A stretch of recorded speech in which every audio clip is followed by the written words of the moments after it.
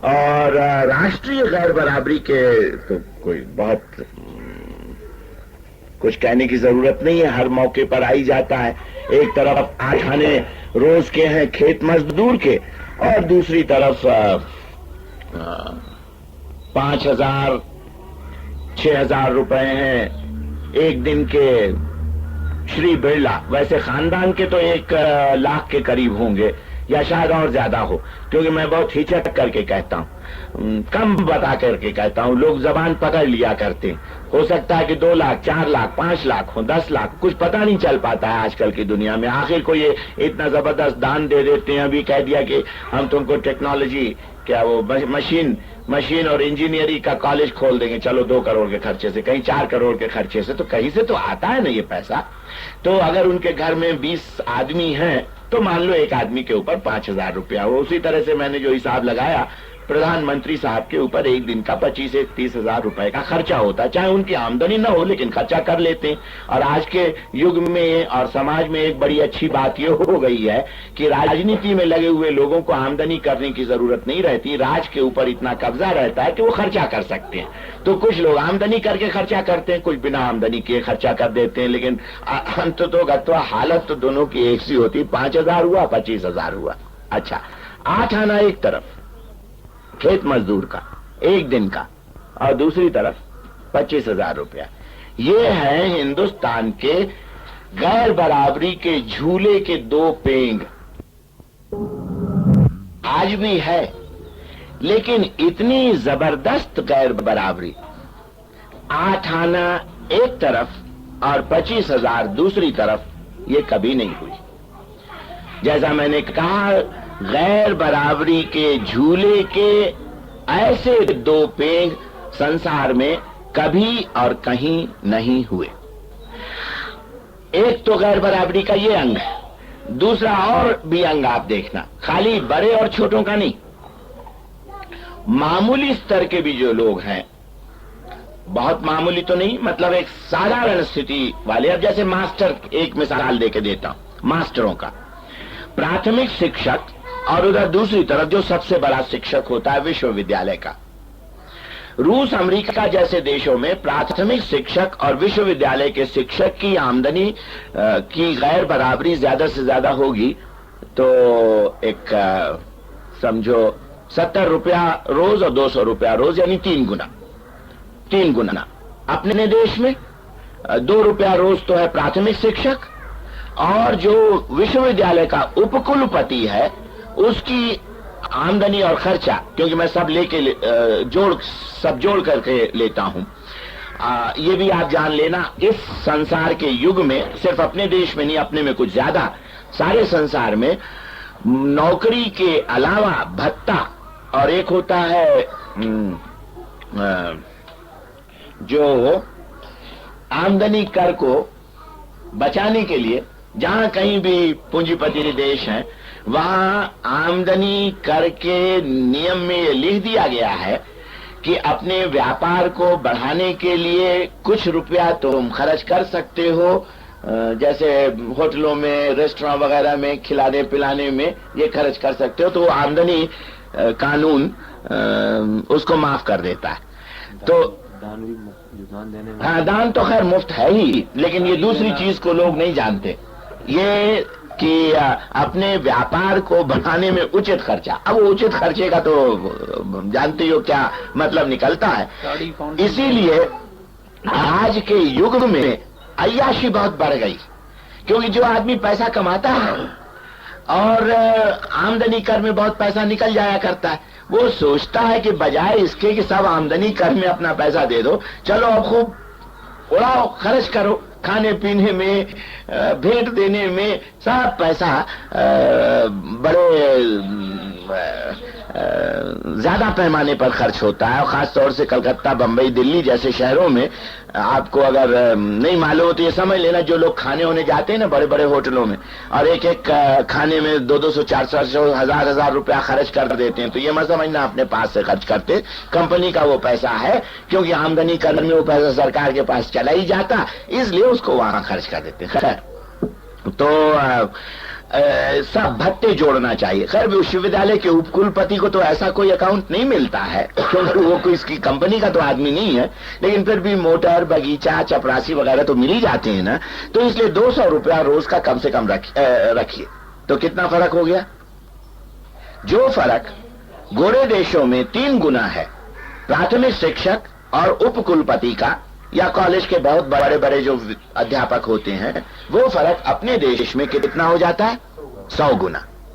अच्छा, तो ये तो मैंने आपको इस संसार की स्थिति, अब इसके खिलाफ लड़ाई तो चल ही रही, और उस पर ये तो आज मौका नहीं कि जिस मैं विश्लेषण करूं उस बात का कि क्या बात है कि रूस साम्यवादी है, अमेरिका पूंजीवादी है, और किसी अनजान आदमी के लिए जो ताजा ताजा किताबें पढ़ रहा है, ये फर्क बहुत जबरदस्त मालूम होगा कि भाई ये तो पूंजीवादी है, वो साम्यवादी है, बिल्कुल एकदम से एक दूसरे के खिलाफ है, पलट गया है सिंहासन।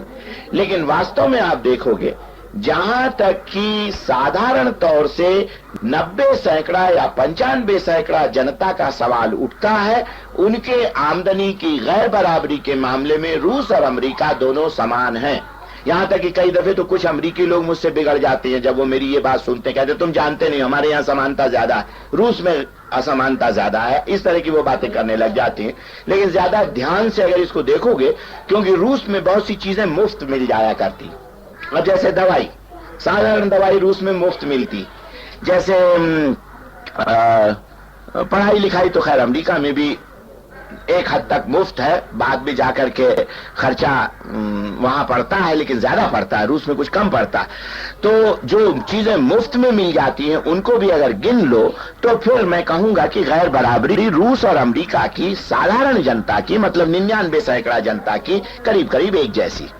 तो इसके ऊपर बहुत सोच विचार करना चाहिए, क्या बात है, ये गोरे क्यों ऐसी हालत पे पहुंच गए? वहां तो कोई समाज गठन के सिद्धांत का या कानून का सवाल नहीं, कहीं और कोई चीज आई। तो इस पर मैं विश्लेषण आज नहीं करूंगा, खाली आपको एक बात बता दूं कि जिस तरह से पुराना हिंदुस्तान 3-4 हजार 2000 बरस पहले का आध्यात्मिक बराबरी की तरफ झुका और उसने बहुत कुछ हासिल किया उस दिशा में, उसी तरह आधुनिक संसार का, आधुनिक यूरोप सामाजिक और आर्थिक बराबरी की तरफ झुका और उसने बहुत कुछ हासिल किया। मनुष्य ने अपनी तमाम सभ्यता में सामाजिक और आर्थिक बराबरी के मामले में कभी भी उतना नहीं हासिल किया जितना यूरोप वालों ने हासिल किया। इसलिए यूरोप की कई दफे जो लोग निंदा करने लग जाते हैं या उनकी इधर उधर की कुछ चीजों को लेकर हंसी उड़ाने लग जाते हैं, उन्हें ये नहीं भूल जाना चाहिए कि मनुष्य के सामाजिक और आर्थिक स्तर को जितना यूरोप ने पहचाना है उतना दुनिया के किसी देश ने कभी नहीं पहचाना और इज्जत दी है। साधारण से साधारण आदमी को, साधारण से साधारण औरत को देखने में, कपड़े लगते में अगर बहुत नजदीक जाकर के कपड़ा छुओ तो शायद फर्क मालूम हो जाएगा, वरना देखने में पता नहीं चलेगा कि कौन तो भंगिन है और कौन रानी है। कई दफे तो शायद अगर भंगिन तेज हुई, अच्छा श्रृंगार करना जानती है, तो वही रानी मालूम हो और रानी का पता कुछ और लग जाए।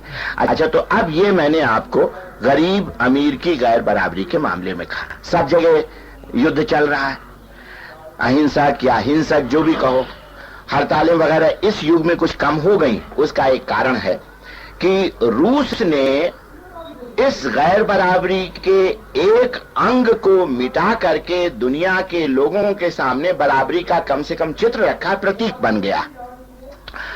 अब जहां कहीं ये लड़ाइयां समझो 1920 तक हुआ करती थी ना, 1920 तक हड़तालें भी ज्यादा होती थी, आपस में झगड़े भी ज्यादा होते थे, सभाएं जुलूस वगैरह भी ज्यादा होते थे। इधर कुछ कम पड़े, कुछ तो विश्वास की कमी आई, कुछ रूस के ऐसे हरकतें हुई हैं जैसे स्टालिन वाली। स्टालिन ही खाली क्यों, मैं तो ये कहूंगा कि वो शुरू से ही ऐसा सिद्धांत रहा है लेनिन के जमाने से कि उसमें कुछ खराबी थी कि जिससे संसार के और गरीब लोगों का विश्वास कम हुआ है। ऐसी बहुत सी बातें हुई, लेकिन वास्तव में सबसे बड़ी बात यह हो गई है कि जितना भी संसार का दबा हुआ और गरीब आदमी है उसमें से एक अंश रूस ने ऐसा बना डाला है कि जो समझता है कि अपने देश के अंदर की लड़ाई 2 नंबर की है, असली लड़ाई है वो जो कि गरीबों का, मंदिर बन चुका है उसमें और जो पूंजीपतियों के मंदिर, अगर इन दोनों की लड़ाई में गरीबों का मंदिर जीत गया तो हमारी जीत तो अवश्यंभावी हो जाएगी। ये तर्क आप पकड़ लेना।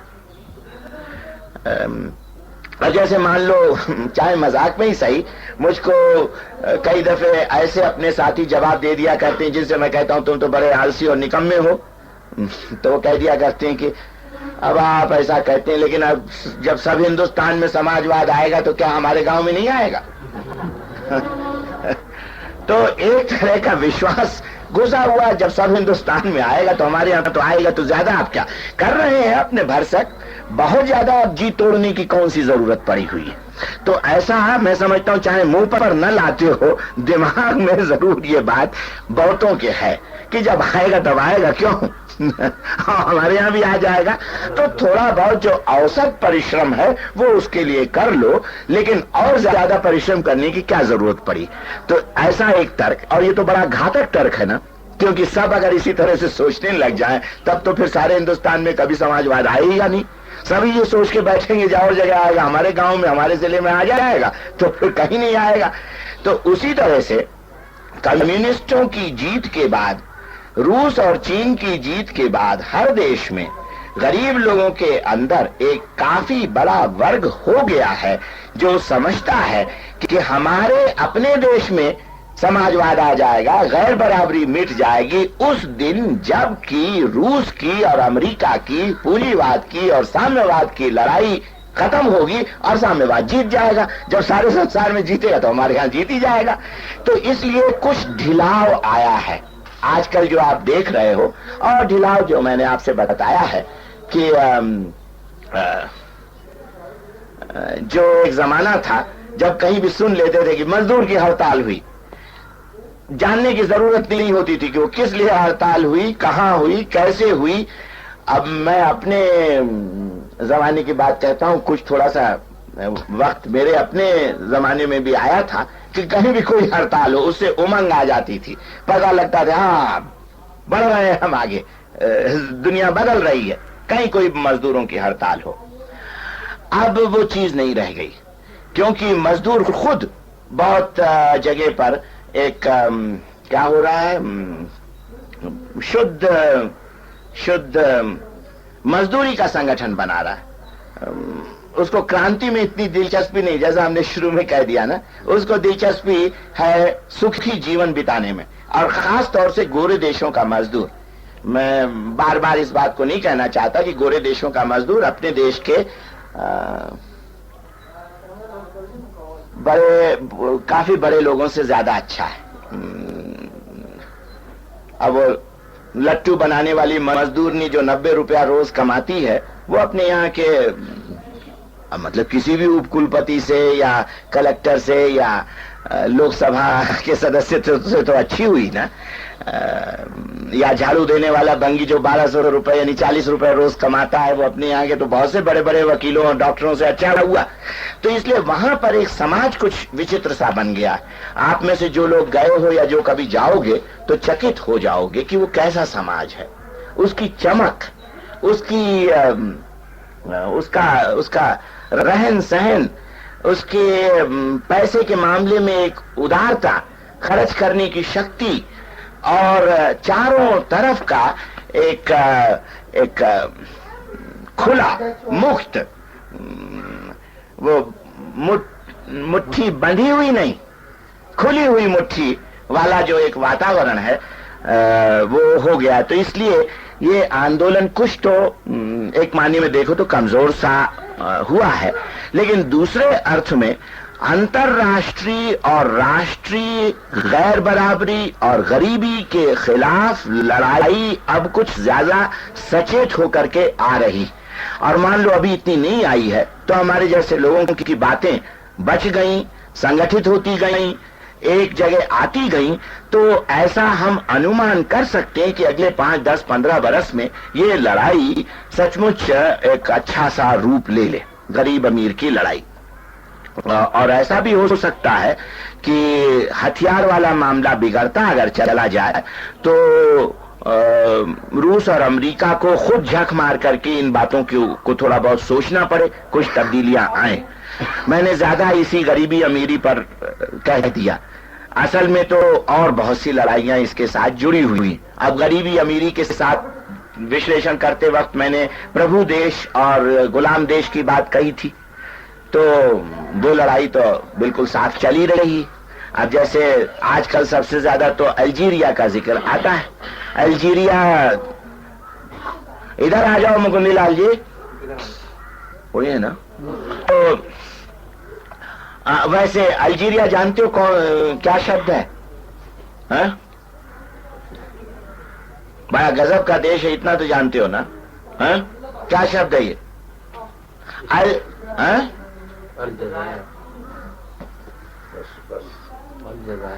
जजीरा, जो द्वीप जिसको कहते हैं ना, उर्दू में या अरबी में क्या कहते हैं? जजीरा कहते हैं ना। मतलब पहले समझ लो, वो चाहे जजायर कहो चाहे जो कुछ कहो, जिसको द्वीप कहते हैं या जो चारों तरफ पानी से घिरा हुआ रहता है उसको क्या कहते हैं? जजीरा कहते हैं ना। तो असल में ये देश कभी जब इसका नामकरण हुआ तो जिन लोगों ने उस जमीन को देखा चारों तरफ पानी से घिरा हुआ था, तो इसका नाम अल जजीरा रख दिया। तो अल जजीरा बिगड़ते बिगड़ते यूरोपियों के मुंह में अल्जीरिया हो गया। ये तो खैर मैंने प्रसंगवश आपको बात बता दी, इसका कोई खास इससे संबंध नहीं है। खाली इतना सा संबंध है कि जो लोग भाषा के मामले में बहुत ज्यादा यूरोपियन लोगों की नकल किया करते हैं, उन्हें जानना चाहिए कि न जाने कितने शब्द इसी तरह से यूरोपीय भाषाओं में अपनी भाषाओं के गए हैं। और ऐसा मत समझना कि अपनी भाषाएं निर्धन है, लेना देना तो सब चलता रहता है। जैसे आजकल आप लोग मानसून शब्द बहुत इस्तेमाल किया करते होंगे। ये मानसून शब्द असल में आपका मौसम शब्द ही है। मानसून, अब देखो जो भी हिंदुस्तानी उसके मुंह पे है मानसून आ गई, या क्या पानी जब बरसना शुरू हो जाता है, तो ये वही मौसम। खैर, अल्जीरिया में जो लड़ाई चल रही है, या जो कीनिया में हुई, या जो अभी और देशों में भी हो रही है, दक्षिण अफ्रीका वगैरह, तो उस पर से मुझे कुछ ज्यादा बताने की जरूरत नहीं कि प्रभु देशों के खिलाफ जहां कहीं अभी भी राजनीतिक गुलामी है, लड़ाई बड़े जोरों से चल रही। इस वक्त भी जब मैं आपके सामने बोल रहा हूं, तो वो जो गरीबों अमीरों वाली लड़ाई पहले मैंने बताई है, दूसरी, इसमें न जाने कितनों की जानें इस वक्त भी जा रही होंगी। लोग मर रहे होंगे, गिरफ्तार हो रहे होंगे, कत्ल हो रहे होंगे और तरह की तकलीफें उठा रहे होंगे। अब मुझे एक बात इस संबंध में कह देनी है कि किसी भी देश का नए सिरे से गुलाम होना अब संभव नहीं दिखाई पड़ता। इसकी ये मानी नहीं कि आप लोग निश्चिंत हो जाना और डर मत रखना, लेकिन एक विद्यार्थी की हैसियत से ये बात साफ मालूम पड़ती, और उसका कारण है कि गोरे देशों के अंदर इन दो महान रूस और अमेरिका का झगड़ा इतना जबरदस्त है कि कोई भी देश किसी एक अपने प्रतिद्वंद्वी को अपनी रियासत बढ़ाने नहीं देगा। और इसका नतीजा होता है कि जब कभी कोई गरीब या कमजोर देश लुढ़कने लगता है, गिरने सा लगता है, उसके घुटने कुछ कमजोर होने लगते हैं, तो एक मानी में पूछो तो रूस और अमेरिका, रूस शायद दाएं गाल में या बाएं गाल में और अमेरिका दूसरे गाल में इतने जोर से थप्पड़ मार करके कहता खड़े रहो कमबख्त, गिरने नहीं देंगे हम तुमको। तो ये इस सदी के पहले जितनी भी सदियां हुई हैं, उनमें अंतरराष्ट्रीय संबंध में ताकतवर देशों ने हमेशा कोशिश की है कि उनका प्रभुत्व दूसरे देशों पर बढ़े, उनको उसकी गुंजाइश रही। युग ऐसा था, ये एक माना हुआ सत्य था कि अगर तुम्हारी ताकत है तो तुम्हारा साम्राज्य बढ़ भी सकता है। लेकिन आजकल सिद्धांत वगैरह की बात छोड़ दो, इस वक्त मैं सिद्धांत की चर्चा नहीं कर रहा हूं कि मनुष्य इतना ऊंचा उठ गया है, लोगों को गुलामी से इतनी नफरत हो गई है कि वो किसी देश को गुलाम नहीं बनने देते हैं। हो सकता है किसी हद तक ये भावना भी काम करती हो, लेकिन दरअसल तो वस्तु स्थिति ऐसी हो गई है, रूस और अमेरिका दो इतने महान शक्ति वाले और करीब करीब बराबर की शक्ति वाले देश हो गए हैं कि कोई भी अपने प्रतिद्वंदी की ताकत को बढ़ने नहीं देना चाहता। और इसलिए जब कभी कोई कमजोर देश गिरने लगता है तो उसको जबरदस्ती खड़ा करके रखा जाता है। अब ये विदेशी मदद वगैरह आखिर है क्या? यही सब चीजें हैं तो है ना। गोरे लोग मुझसे मेरी बात से इनकार करेंगे, वो कहेंगे नहीं हम तो ये दान वृत्ति से कर रहे हैं, या दान नहीं कहेंगे, वो कहेंगे कि हम ये भाई वृत्ति से कर रहे हैं, हम अपने गरीब भाई को उठा रहे हैं। लेकिन ये बात सब बिल्कुल थोथी है, क्योंकि जहां कहीं उनकी राष्ट्रीय आमदनी का और जो कोई वो विदेशी मदद कर रहे हैं औसत निकाला जाए तो वो आधा सैकड़ा, एक सैकड़ा, चौथाई सैकड़ा ऐसा ही निकल पाता है। उसमें कोई भाईचारे की बात नहीं है। कई दफे मुझको तो परेशान किया गया, तो मैंने कहा नहीं, मैं नहीं चाहता कि आप कोई मदद करो, मैं तो बल्कि चाहता हूं कि आप लोग मदद मत करो। अगर आप समझते हो कि भाई हो, सारा संसार एक दूसरे का भाई है, तब फिर दूसरे ढंग से मदद करो। तब तो फिर मदद करने के मतलब होंगे कि आप बनाओ अपने पड़ोसी को भी अपने जैसा, उतना ही समृद्ध, उतना ही शक्तिशाली। और ये चटपुलिया मदद है, ये तो खाली इसलिए है कि जिसमें कोई देश गिरे नहीं, टूटे नहीं, लुढ़के नहीं और तुम्हारे प्रतिद्वंदी के कब्जे में न चला जाए। आज जो कुछ भी विदेशी मदद है वो इसी आधार के ऊपर चल रही है। फिर भी इतना तो तय है ना कि कोई भी देश अब परतंत्र होता नहीं दिखता भविष्य में। और पिछले 10-15 बरस में आप देख ही चुके हो कि कोई देश गिरा नहीं, खत्म नहीं हुआ है, टूटा नहीं है, किसी के कब्जे में नहीं गया है। जो पुराने देश दूसरों के कब्जे में थे वो अलबत्ता निकल रहे हैं, स्वतंत्र हो रहे हैं, कम से कम राष्ट्रीय राजकीय मानने में स्वतंत्र हो रहे हैं। जहां मैंने आपसे मदद की बात की, देखो एक अंग इसका और भी जान लेना जरूरी हो जाता है। खैर वो याद आया तो मैं आपको बाद में बताऊंगा। अभी जो और नाइंसाफियां हैं उनको सबको कम से कम गिना तो लिया जाए। अच्छा, इसी के साथ साथ एक और नाइंसाफी है ऊंचे जात और छोटे जात की। यो जात का मामला केवल हिंदुस्तान में, लेकिन जात में जो बीज है, तत्व है, वो किसी न किसी रूप में संसार के हर देश में मौजूद है।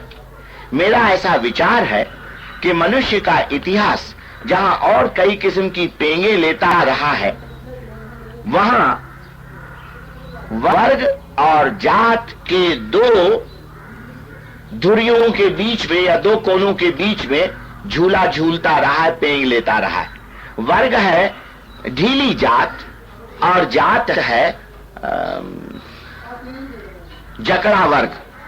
अगर मान लो छोटी सी परिभाषा देनी पड़े तो मैं ये कहूंगा, जब कोई वर्ग तो जानते हो ना, ये जैसे मान लो मजदूर वर्ग है, किसान वर्ग है, खेत मजदूर वर्ग है, ये सब वर्ग हैं जो आर्थिक स्थितियों, आर्थिक बराबरी, गैर बराबरी और आर्थिक लेन देन, दांव पेच, कम ज्यादा, कशमकश, पैदावार, मशीन वगैरह इस कर पर से बने हैं। ये हैं वर्ग। ये तो कुछ ढीले ढाले होते हैं, एकदम ढीले तो नहीं होते। एकदम ढीले अगर हो तो फिर जात बनने की गुंजाइश नहीं रहे। कुछ इनमें कड़ापन रहता ही है, इस मानी में कि इस यूरोप में जिसमें इतनी ज्यादा अय्याशी या अमीरी आई है, उस यूरोप में भी मजदूरों की तनख्वाहें तो बहुत बढ़ी। मजदूर उस हैसियत पे पहुंचे जैसे कि हिंदुस्तान जैसे देश या किसी पुरातन देश के नवाब वगैरह रहते थे। ये सब हुआ, लेकिन अनुपात के हिसाब से, मतलब मजदूर का क्या हिस्सा होगा और क्या हिस्सा होगा मालिक का, अनुपात के हिसाब से फर्क उतना नहीं हुआ है। लेकिन थोड़ा सा अंतर ये समझ गए ना कि मजदूर की मजदूरी बढ़ी है, उसकी स्थिति अच्छी हुई है, लेकिन जो राष्ट्रीय पैदावार के बंटवारे करने में अनुपात होता है मजदूर का और साहब वर्ग का, उस अनुपात में उतना अधिक परिवर्तन नहीं हुआ। अनुपात भी बदला है लेकिन उतना ज्यादा नहीं। अच्छा, तो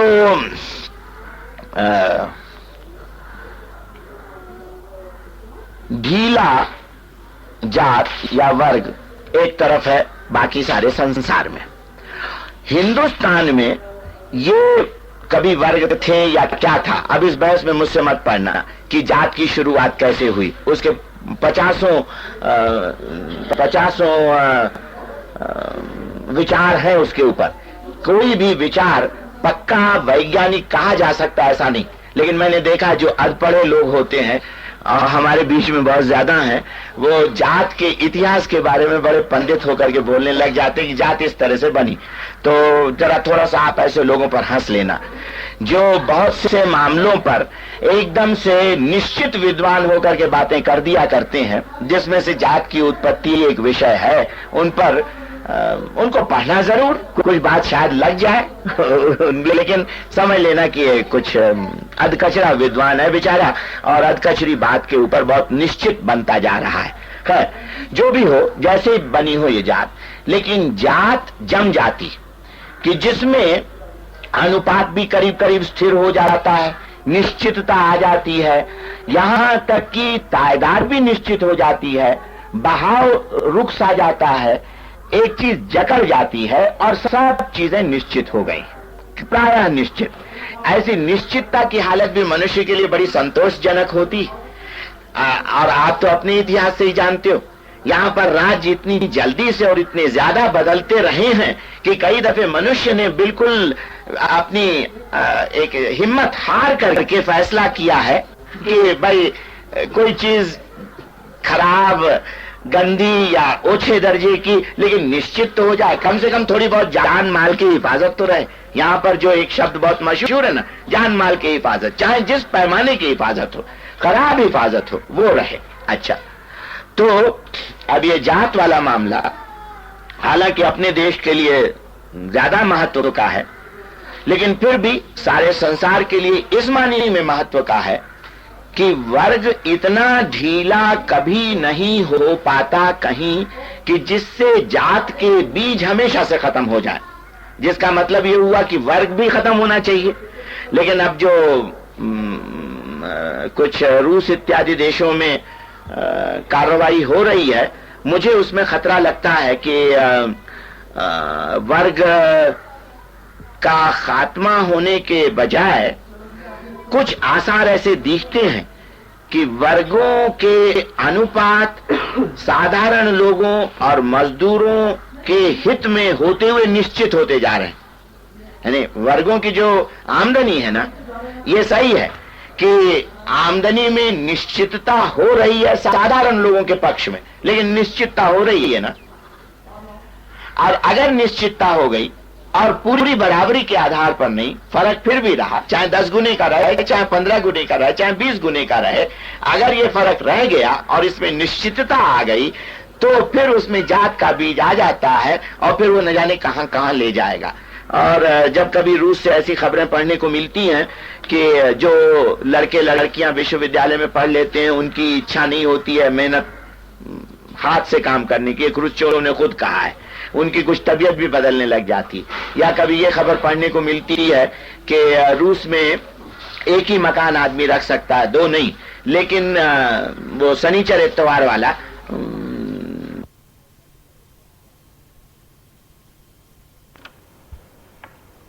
जारी लोहिया वाणी कैसे 10/2 में